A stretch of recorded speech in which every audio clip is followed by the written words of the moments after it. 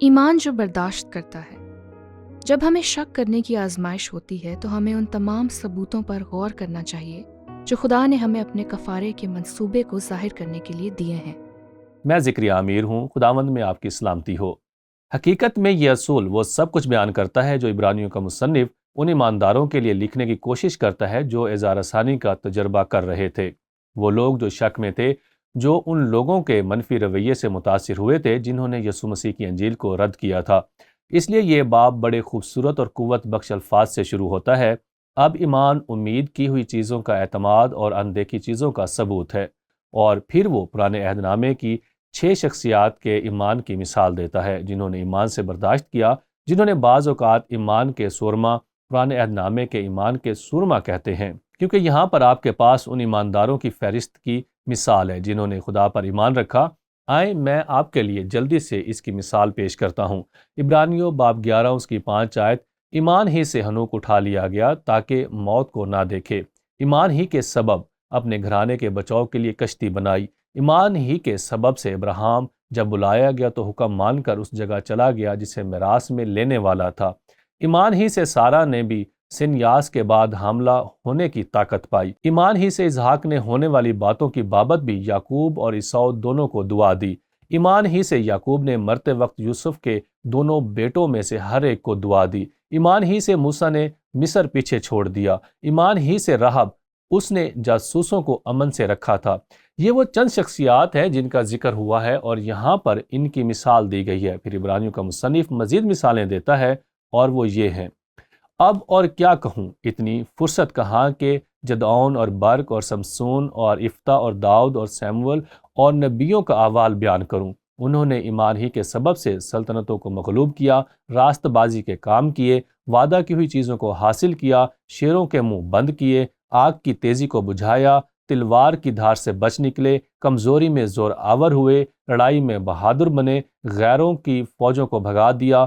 اور اس لیے عبرانیوں کا مصنف چاہتا ہے کہ ہم پرانے عہد نامے سے ملنے والی ایمان کی مثالوں کو جانیں۔ میرے عزیزو، بے شک خط کے ابتدائی موصول کنندہ یہودی تھے، اور اس معاملے میں ایماندار جنہوں نے یہ خط تلاوت کیا، امید ہے کہ وہ ایماندار تھے۔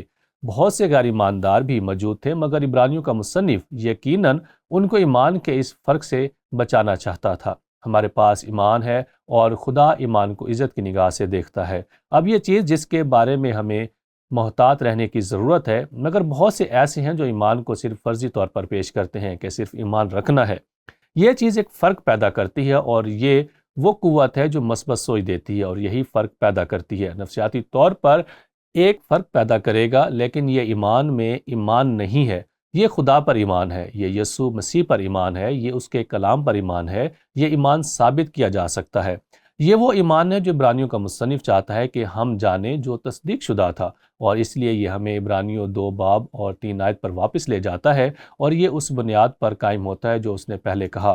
تو اتنی بڑی نجات سے غافل رہ کر ہم کیوں کر بچ سکتے ہیں، جس کا بیان پہلے خداوند کے وسیلے سے ہوا اور سننے والوں سے ہمیں یہ پایا ثبوت کو پہنچا، کیونکہ جو کلام فرشتوں کی معرفت فرمایا گیا تھا، جب وہ قائم رہا اور ہر قصور اور نافرمانی کا ٹھیک ٹھیک بدلہ ملا۔ رسول اور تمام معجزات کو ہونا اس بات کی تصدیق تھی۔ اب میں آپ سب کو کہوں گا جو اس وقت سب سن رہے ہیں کہ اصول نمبر 3 پر جائیں، کیونکہ اس اصول میں نے پوری طرح بیان کیا ہے کہ کیوں ایمان پر ایمان ہی نہیں رکھنا۔ مثال کے طور پر میں نے یہ واضح کیا ہے کہ نبوتوں کا پورا ہونا کوئی اتفاق نہیں تھا۔ یہ ایک قابل تعریف مطالعہ ہے، کیونکہ نبیوں نے نبوت کی، وہ سچائی کی نبوت کر رہے تھے، لیکن وہ مستقبل میں ہونے والی چیزوں کی بنیاد پر پیش گوئی بھی کر رہے تھے۔ ہزاروں نبوتیں پوری ہو گئیں جو کہ اس عظیم نجات کی تصدیق کرتی ہیں۔ یہ ایمان پر ایمان نہیں، یہ خدا پر ایمان ہے جس نے یسوع مسیح میں خود کو ظاہر کیا۔ رسولوں اور کلام کے وسیلے سے بھی یہ ثبوت ملا۔ میں کلام کو واضح طور پر پیش کروں گا۔ یہ کلام پر ایمان ہے، نہ کہ ایمان پر ایمان رکھنا۔ یہ خیالی پلاؤ ہے۔ ویسے یہ دلچسپ ہے کہ لوگوں غیر ایمانداروں کو سننا جو ایمان میں ہیں لیکن وہ چیزوں پر ایمان رکھتے ہیں جو کہ تصدیق نہیں ہو سکتی۔ بالکل ایسے خیالات، تصورات جن کی تاریخی طور پر تصدیق یا تجرباتی طور پر تصدیق نہیں کی جا سکتی، لیکن وہ صرف یقین رکھتے ہیں، اور یہ ایمانداروں کے بارے میں درست نہیں ہے۔ اگر ہم واقعی کلام کی تصدیق کو سمجھتے ہیں، مثال کے طور پر مجھے صرف اس کو بیان کرنے دیں۔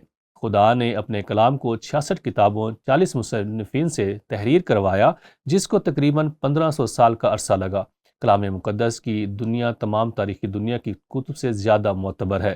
اور آپ کہتے ہیں آپ اسے کیسے ثابت کرتے ہیں؟ اچھا، میں آپ کو ایک مثال دیتا ہوں۔ مثال کے طور پر کیسر کی گلیلی جنگوں میں بہت کم مورخین کیسر کی گلیلی جنگوں کے تاریخی ریکارڈ پر سوال اٹھاتے ہیں، جو 44 سے 58 قبل مسیح کے درمیان ہوئی تھیں۔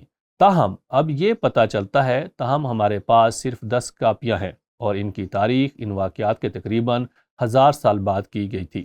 اس کے بارے میں سوچیں، لوگ اس پر سوال نہیں کرتے۔ ٹھیک ہے، نئے عہد نامے کا موازنہ نہ کریں۔ اس کے برعکس ہمارے پاس کم از کم 5664 نسخے ہیں، جن میں یونانی نئے عہد نامے کی تمام یا کچھ حصے ہیں، اور وہ دوسری صدی عیسوی میں ریکارڈ کیے گئے تھے۔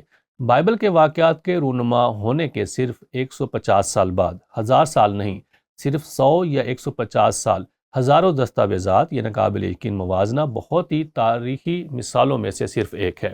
جب ہم صحیفوں پر ایمان رکھتے ہیں تو ہم ایمان پر یقین نہیں رکھتے۔ خدا چاہتا ہے کہ ہم جان لیں کہ اس نے کلام کیا ہے اور آج ہمارے دلوں میں بولنا چاہتا ہے۔ تو یہاں غور و فکر کے لیے ایک سوال ہے، وہ کون سے ایسے اقدامات لیے جانے چاہیے جب لوگ ان تمام ثبوتوں کو نظر انداز کرتے ہیں جو خدا نے اپنی عظیم نجات کی تصدیق کے لیے دیے ہیں؟ خیر، مجھے یقین ہے ہمیں تاریخی معلومات بیان کرنے کی ضرورت ہے۔ میرے خیال میں ہمیں وہ تمام نبوتیں بیان کرنے کی ضرورت ہے جو کلام کی تصدیق کرنے میں مدد کرتی ہیں۔ میرے خیال میں ہمیں ایسا ڈیٹا شیئر کرنے کی ضرورت ہے جیسا میں نے گلیلی جنگوں کو بیان کیا، اور بھی بہت سی ایسی تاریخی مثالیں ہیں جن پر کوئی سوال نہیں کرتا، اور پھر بھی وہ اب تک ہٹا دیے گئے ہیں، اور صرف چند مسودے ہیں اور کوئی بھی ان سے سوال نہیں کرتا، اور پھر بھی وہ نئے عہد نامے کی صداقت پر سوال اٹھاتے ہیں، اور ابھی تک یہ تمام قابل تصدیق ثبوت موجود ہیں۔ مجھے یقین ہے کہ ہمیں اس کو بیان کرنے کی ضرورت ہے۔ اس کو اپولوجیٹک کہتے ہیں۔ اپولوجیٹک کا مطلب ہے کلام پاک کی سچائی کے لیے دلائل تیار کرنا، اور یہ کہ یہ عقلیت پر مبنی ہے جو یقیناً درست ہے، لیکن جب سب کچھ کہا جاتا ہے اور کیا جاتا ہے، مجھے وہ بات پسند ہے جو مرحوم ڈاکٹر فرانسس شیفر نے لکھی تھی۔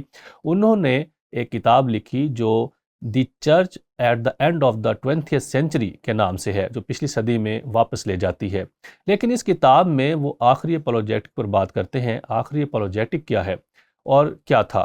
لوگوں کو قائل کرنا کہ مسیحیت سچائی ہے، کہ یسوع مسیح نے کہا کہ وہ کون ہے، اور یہ حقیقت میں اس بات کی تشریح ہے کہ بالا خانہ میں کیا ہوا جب یسوع نے کہا، اگر آپس میں محبت رکھو گے تو اسے سب جانیں گے کہ تم میرے شاگرد ہو۔ اگر آپس میں محبت رکھو گے تو اسے سب جانیں گے کہ تم میرے شاگرد ہو۔ انہوں نے بالا خانہ چھوڑا اور جیسے یسوع کے ساتھ چل رہے تھے اس نے ان کے لیے دعا کی اور ہمارے لیے بھی دعا کی۔ اس نے کہا، میں صرف انہی کے لیے درخواست نہیں کرتا بلکہ ان کے لیے بھی جو ان کے کلام کے وسیلے سے مجھ پر ایمان لائیں گے۔ وہ کون ہے؟ وہ ہم ہیں۔ ہم کیسے ایمان لائے؟ نئے عہد نامے میں رسولوں کی تعلیم سے، اور اس لیے یسوع نے دعا کی کہ اے باپ، یہ بھی ایک ہوں، تمام ایماندار ایک ہوں جیسے ہم ایک ہیں۔ میں تجھ میں ہوں باپ اور تو مجھ میں ہے۔ یہ کیا ہے؟ یہ تجسم ہے۔ خدا مسیح میں ہے، مسیح خدا میں ہے۔ ہمارا سردار کا ہے جس نے صلیب پر جان دی اور زندہ ہوا۔ اس نے دعا کی کہ وہ بھی ایک ہوں جس طرح ہم ایک ہیں، باپ، اور پھر وہ کہتا ہے کیوں؟ تاکہ دنیا جانے کہ تو ہی نے مجھے بھیجا۔ آخری اپولوجیٹک کیا ہے؟ حتمی اپولوجیٹک۔ عقل بہت اہم ہے، لیکن ایک اور چیز اہم ہے، وہ ہے محبت، جو ہمیں یسوع مسیح سے جوڑتی ہے۔ یگانگت محبت سے آتی ہے۔ یہ خود ایک معجزہ ہے جو ہماری سچائی کو، مسیحیت کو اور خدا کے کلام کو جاننے میں مدد کرتا ہے۔ اس لیے زندگی گزارنے کا اصول یہ ہے، جب ہمیں شک کرنے کی آزمائش ہوتی ہے تو ہمیں ان تمام ثبوتوں پر غور کرنا چاہیے جو خدا نے ہمیں اپنے کفارے کے منصوبے کو ظاہر کرنے کے لیے دیے ہیں۔